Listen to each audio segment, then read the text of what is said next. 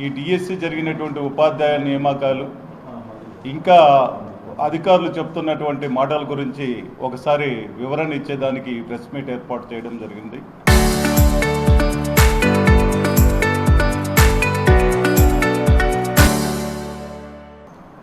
నిజంగా 16,000 చిల్లర ఉపాధ్యాయ పోస్టులు ఫిలప్ చేసినామని కూటమి ప్రభుత్వం చెబుతున్నది. అది పూర్తిగా అన్యాయంగా పేపర్ లీకేజీ, తర్వాత మెరిట్ వచ్చినటువంటి విద్యార్థులకు సరైనటువంటి న్యాయం చేయలేదని గత వారం రోజులుగా రాష్ట్ర వ్యాప్తంగా వైసీపీ శ్రేణులు అయితేనేమి, తర్వాత మా నాయకుడు జగన్మోహన్ రెడ్డి అయితేనేమి, తర్వాత ప్రతిపక్ష నాయకుడు బొత్స సత్యనారాయణ గారు అయితేనేమి, ఎమ్మెల్సీలుగా మేమైతేనేమి అందరం కూడా ప్రభుత్వాన్ని కోరుతున్నాం, నిష్పక్షపాతంగా దీని మీద విచారణ జరిపించండి. ఇన్ని ఆరోపణలు వస్తున్నప్పుడు ఎందుకు విచారణ జరిపించడం లేదు అని మేము చెప్తూ ఉంటే ఒక పక్క అందరూ కూడా దీన్ని ఖండించడం చేస్తున్నారే తప్ప విచారణకు ముందుకు రావడం లేదు.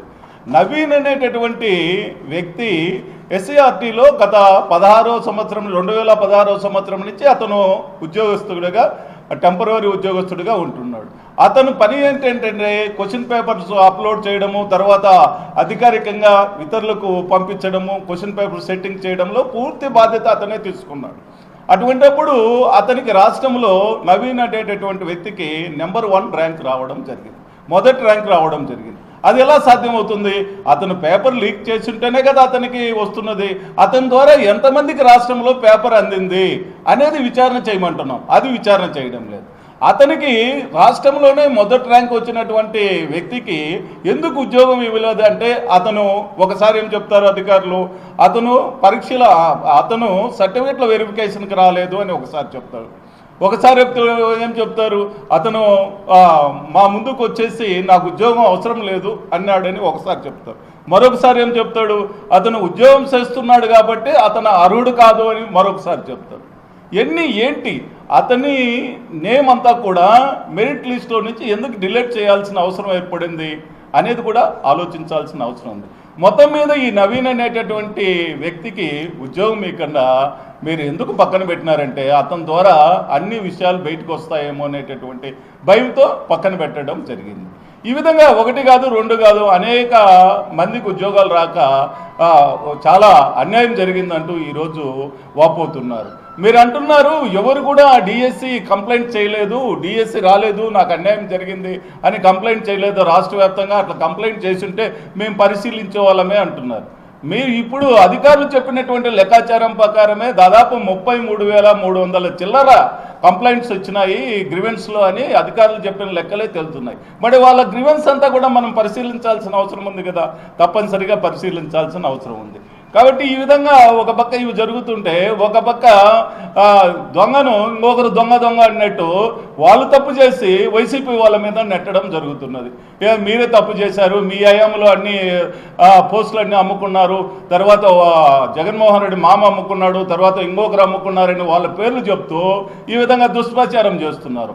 1,73,000 సచివాలయ ఉద్యోగస్తులన్నీ సెక్రటరీ పోస్ట్ నిష్పక్షపాతంగా ఎవరు కూడా ఎంక్వైరీ చేసినా కూడా తేలుతుంది. ఒక్కరు కూడా ఒక రికమెండేషన్ లేకుండా నిష్పక్షపాతంగా వ్యవహరించి పోస్టులు ఇచ్చినటువంటి ఘనత జగన్మోహన్ రెడ్డి గారికి దక్కుతుంది. నువ్వు 16,000 చేసావు, 16,000లో 96 ఆరోపణలు వస్తున్నాయి. ఈ ఆరోపణలన్నీ నిగ్గు తెల్చాల్సిన అవసరం ఉంది కదా.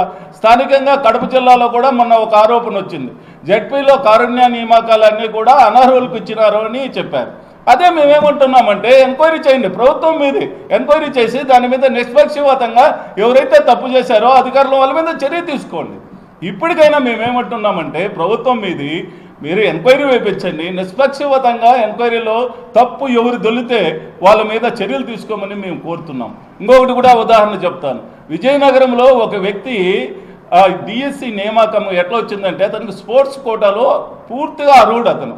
అతనికి డిఎస్సి కోటాలో ఉద్యోగం రాదు, పోస్టల్లో ఉద్యోగం వస్తుంది. ఒక వ్యక్తి అనర్హుడికి డిఎస్సి కోటాలో అనర్హుడు అని ప్రకటించిన తర్వాత మన స్పోర్ట్స్ కోటాలో అదే వ్యక్తికి టీచర్ పోస్ట్ వస్తుంది. ఆ విధంగా డిఎస్సిలో ఈ స్పోర్ట్స్ కోటాలో పూర్తిగా అనర్హులకు అందరికీ ఉద్యోగాలు రావడం జరిగింది.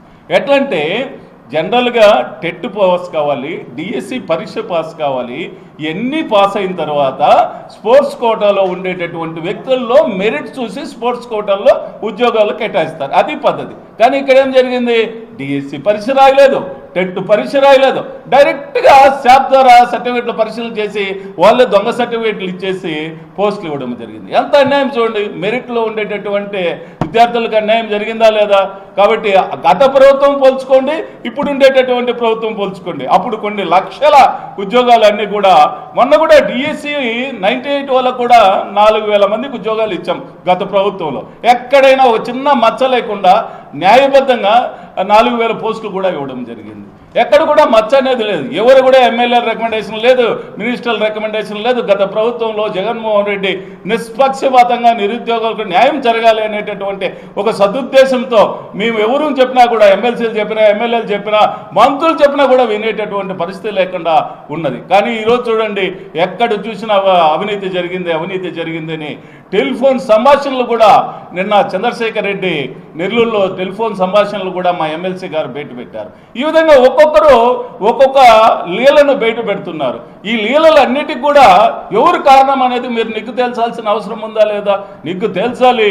ఏదో కేవలం అధికారులతో ఒక ప్రెస్ మీట్ పెట్టించేసి ఇంకా అయిపోయింది, మేము ఏమాత్రం మేము ఎవరికి కూడా అన్యాయం చేయలేదు, అన్ని నిష్పక్షపాతంగా చేసినామంటే ఎట్లా అవుతుంది?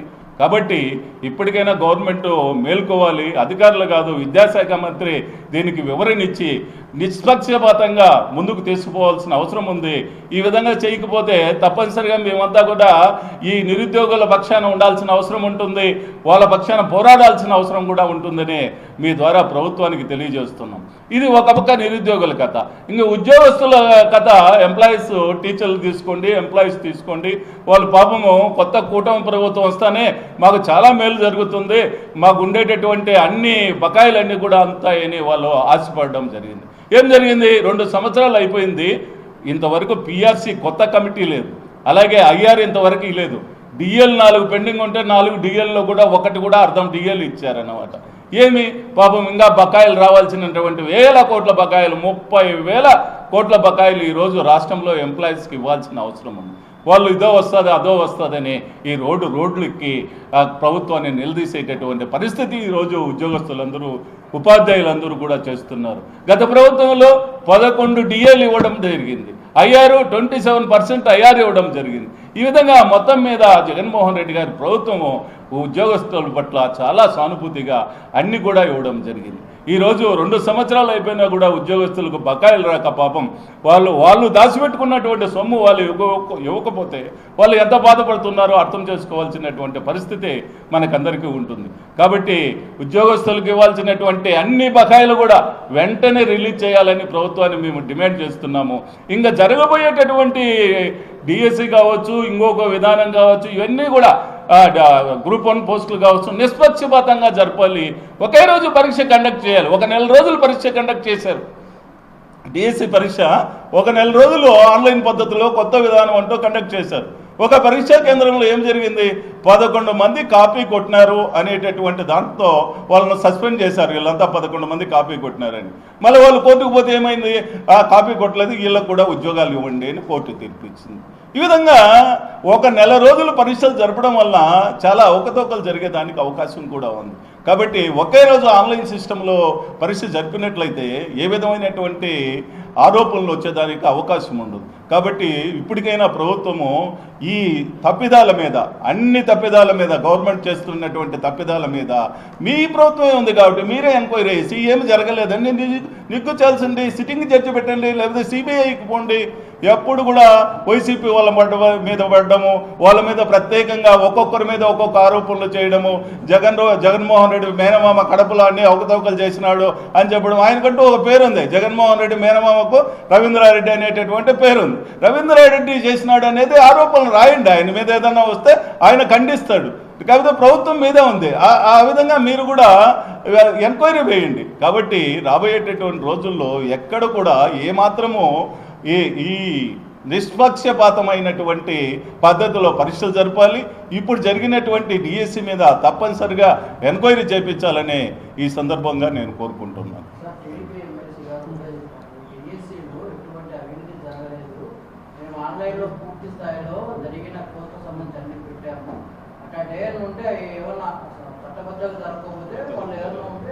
చర్చకు రండి, మేము ఎలాంటి శిక్షకైనా మేము రెడీగా ఉన్నాం. అవునమ్మా, డిఎస్సిలో ఏమి అవకతవకలు జరగలేదు. మేము అవకతవకలు జరిగినాయని 4 పేజీల పేపర్ నిన్న కమిషనర్ దగ్గరికి పోయినాము. తర్వాత పేపర్లో రోజు వస్తున్నాయి. మేము పేర్లతో సహా ఆరోపణలు చేస్తున్నాము. చర్చకి ఎందుకు ఒక ఎంక్వైరీ వేయమనండి. సిబిఐ ఎంక్వైరీ వేయించి నిష్పక్షపాతంగా జరుపున్నారని చెప్పమనండి. మేము అన్ని ఎంక్వైరీలకు పోయి మేము ఆధారాలు ఇస్తాం, అంతే కదా. ఎన్ని చర్చకి రాండి, కూర్చోండి, ఎన్ని కాని మాటలు ఎందుకు? నిష్పక్షపాతంగా ఒక ఎంక్వైరీ వేయమనండి. అది సిట్టింగ్ జడ్జి కావచ్చు, సిబిఐ కావచ్చు. వాళ్ళు మంచోళ్ళు అయితే మంచోళ్ళు అని తెలుస్తుంది. తప్పు జరుగుంటే అక్కడ అధికారుల మీద చర్య తీసుకుంటారు. అది తప్పు చేస్తున్నారంటేనే ఎంక్వైరీకి భయపడుతున్నారని. తప్పు జరిగితేనే కదా. తప్పు జరగకపోతే ఎందుకు ఎంక్వైరీ భయపడాలి చెప్పండి మీరు? కాదు, ఆరోపణలు చేసుకుంటాం. ఎదురుగా కూర్చుంటే ఆరోపణలు చేసుకుంటాం, పరిష్కారం. ఏదైతే మా ప్రీతమ నాయకుడు వైఎస్ జగన్మోహన్ రెడ్డి గారు డిఎస్సి దాని మీద ప్రెస్ మీట్ పెట్టడం జరిగిందో, దానిలో అవకతవకలు జరిగాయి, దాని మీద ఎంక్వైరీ చేయాలని చెప్పేసి చెప్పిన వెంటనే తెలుగుదేశం పార్టీ నాయకులను ఎత్తుకున్నారు. ఎంతసేపు ఉన్నా దొంగ అంటే ఆ దొంగ నిరూపించుకోవాల్సి పోనిచ్చి మీరు అప్పుడేదో చేశారు, దాంట్లో ఇది జరిగాయి అని చెప్పేసి ఒక్కొక్కరితో ఒక్కొక్క రాగాన్ని ఎత్తించే కార్యక్రమాన్ని ఈరోజు తెలుగుదేశం పార్టీ నాయకులు చెప్పారు. ఇప్పుడే మా ఎమ్మెల్సీ గారు చెప్పడం జరిగింది. వీళ్ళందరూ కూడా మన ఎడ్యుకేషన్ డిపార్ట్మెంట్కి వెళ్ళి అక్కడ ఉన్న కమిషన్ను ఏవైతే డిఎస్సీలో జరిగిన అవకతవకల మీద ప్రశ్నించాలని పోతే ఆయన తప్పించుకొని పోయి ఎవరినో ఒక అసిస్టెంట్తో మాట్లాడించే కార్యక్రమం చేశారు. వీటన్నిటినీ కూడా తెలుగుదేశం పార్టీ ఫస్ట్ నుంచి చెప్తున్నాం, డైవర్షన్ పాలిటిక్స్. ఏదైతే ఇప్పుడు డిఎస్సీ మీద వచ్చిందో, డిఎస్సీ మీద వస్తానే దానికి సంబంధించిన ఎవరో ఒకరు వచ్చేది జగన్మోహన్ రెడ్డి మేనమామ, జగన్మోహన్ వైఎస్ఆర్ కాంగ్రెస్ పార్టీ. ఇది వాళ్ళ ఏది తీసుకో ఇప్పటి వరకు ఏదన్నా ఒక సీరియస్ అలిగేషన్ తెలుగుదేశం పార్టీ మీద చేసినప్పుడు ఇమీడియట్లీగా ఫ్యాక్షనిజం అనేది, గొడ్డలి పార్టీ అనేది, లేదంటే గతంలో ఈ విధంగా జరిగిందని చెప్పేసి. నిన్నటికి మన జిల్లాలో ఉన్నటువంటి ఎమ్మెల్సీ గారు ఆయనకి ఏం లేదనమాట. ఆయనకు ఒక పేపర్ స్క్రిప్ట్ ఇస్తారు కంట్రోల్ ఆఫీస్ నుంచి. గతంలో జరిగినప్పుడు ఇదే పరిస్థితి.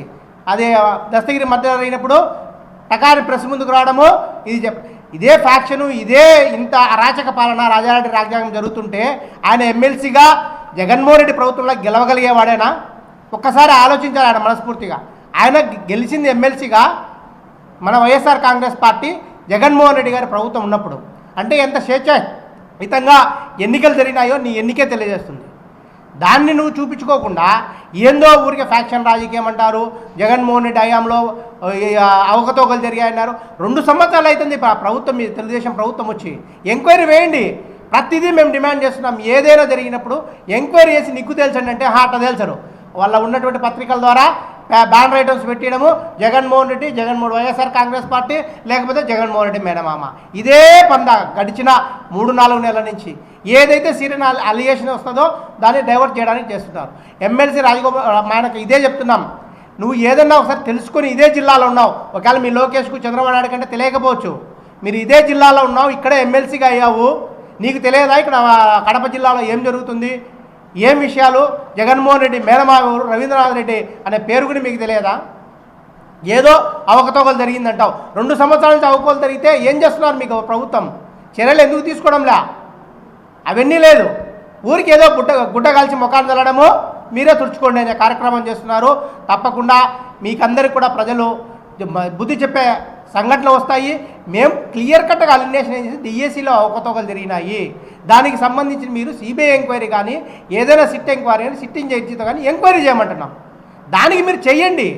అది చేయకుండా మీ హయాంలో దాంట్లో ఇది జరిగినాయి, మీరు అప్పుడు డబ్బులకు ఉద్యోగాలు అమ్ముకున్నారు, నిరూపించండి. మళ్ళీ ఉద్యోగాలు అమ్ముకుంటే అది కాకుండా ఊరికే ఏదో మాట్లాడే కార్యక్రమం చేయొద్దని ఎమ్మెల్సీ గారికి మరొకసారి మేము విజ్ఞప్తి చేస్తున్నాం. మీరు ఇదే పందా ప్రతిసారి ఇదే పందా కొనసాగితే కనుక రాబో రోజుల్లో ఖచ్చితంగా మీరు తగిన మూల్యం చెల్లించుకోవాల్సి వస్తుందని చెప్పేసి కూడా వైఎస్ఆర్ కాంగ్రెస్ పార్టీ తరఫున డిమాండ్ చేస్తున్నాం.